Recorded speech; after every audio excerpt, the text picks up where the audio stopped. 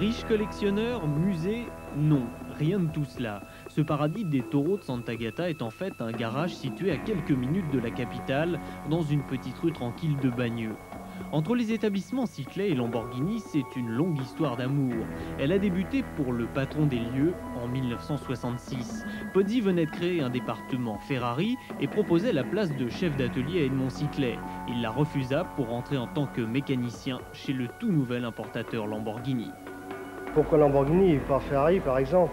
Mais non, mais je pense que Lamborghini parce que il y avait un choix à faire à une certaine période et j'ai choisi Lamborghini parce que il y a peut-être un peu plus de sécurité à l'époque chez les différents concessionnaires où j'ai travaillé.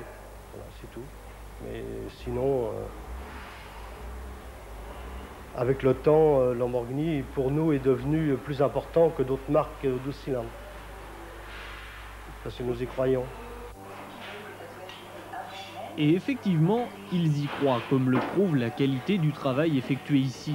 Avec 8 collaborateurs seulement, Edmond Cyclet entretient, répare ou restaure en effet une centaine de Lamborghini par an. Un chiffre important auquel s'ajoutent des Maserati, quelques Ferrari et bon nombre d'Alfa Romeo, le garage étant concessionnaire de cette marque.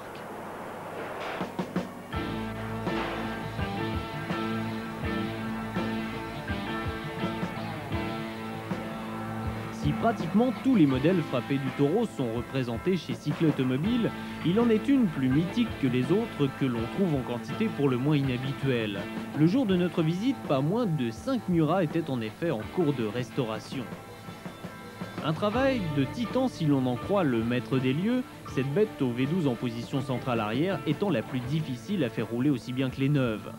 Qu'importe, on n'hésite pas à reconstruire, voire même à renforcer, cela au prix de milliers d'heures de travail.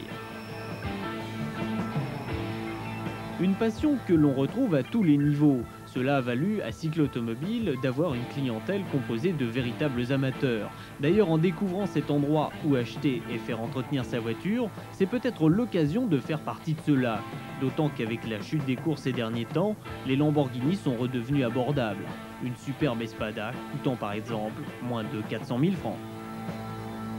Alors, ce reportage chez Cyclet nous a donné ensuite l'envie de vous faire revoir l'essai que Philippe Fauconnier avait consacré à l'une des plus belles, des plus fabuleuses voitures de l'histoire de l'automobile. C'était il y a 3 ans, à l'occasion d'un spécial Lamborghini, et ce fauve s'appelle Miura.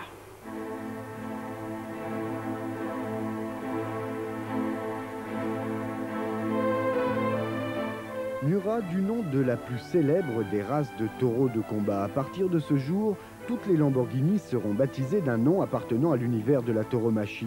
C'est d'abord le signe zodiacal de Ferruccio Lamborghini, mais également un rappel des qualités exigées par ce sport dangereux: instinct, puissance, agressivité et distinction.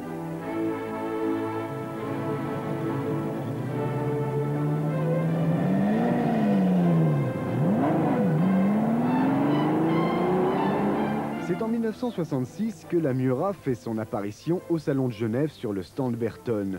Le succès est encore une fois immédiat, fulgurant même, à la mesure des solutions révolutionnaires adoptées sur ce modèle. Personne n'avait en effet osé jusque-là placer sur un véhicule de série un moteur en position centrale arrière. Ses créateurs l'ont voulu prêt à la course, racé, ils ont créé une légende. La Miura est équipée du V12 Lamborghini de 4 litres de cylindrée développant 370 chevaux, vitesse maxi 300 km/h. Dans le musée des plus prestigieuses voitures jamais construites, la Miura a sa place aux côtés de la Jaguar Type E, de la Ford GT40 et autres Ferrari GTO.